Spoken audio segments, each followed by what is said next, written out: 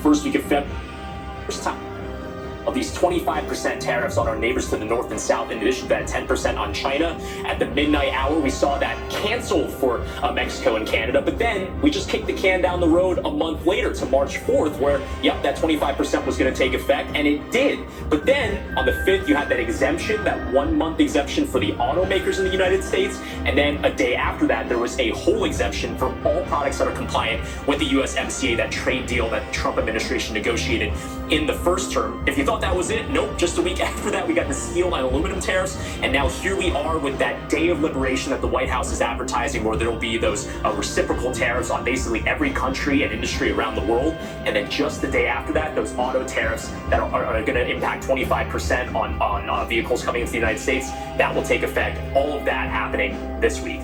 Facing these numbers, Brian, are the consumers. How soon could they feel these changes? Yeah, well, again, if we just kind of take a look at the items that have basically gotten tariffs right here, yeah, we're talking about automotives, we're talking about potentially food products coming in from Canada and Mexico. But again, we have to remember there are these tariffs that are coming down the pike as well. The Trump administration is saying semiconductors, pharmaceuticals, a 200% tariff on wine and liquor from the European Union, as well as on copper. This can make the categories that are impacted by the tariffs that might get more expensive for consumers even higher. But I think the biggest one that people are thinking about are the automotives, where thousands of dollars could be the impact as a result of those tariffs taking place later on this week. All right, Brian, John, thanks so much.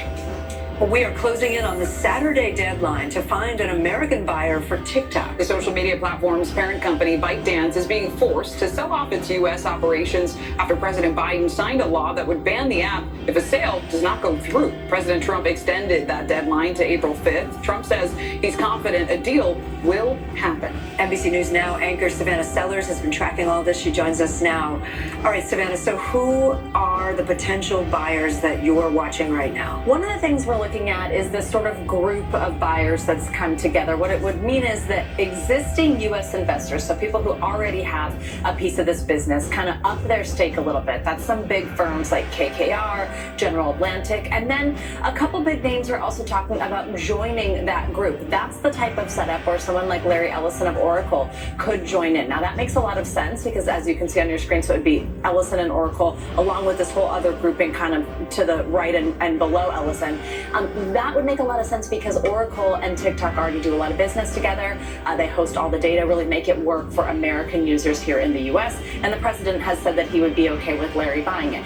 Then, though, there are some other kind of different bids, more individual, like Reed Reisner, this Wyoming billionaire. He's got $50 billion, and the president even posted about that particular bid this weekend.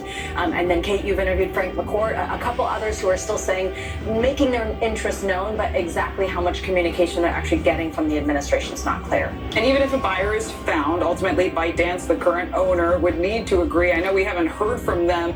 What about the users? What does this mean for folks who have TikTok on their phones? Yeah, it's a good question. I mean, if I was a betting woman, I would say probably nothing is going to end up changing, because what we've heard from the president just last night on Air Force One, he said, we will have something to announce this week. We will have a deal.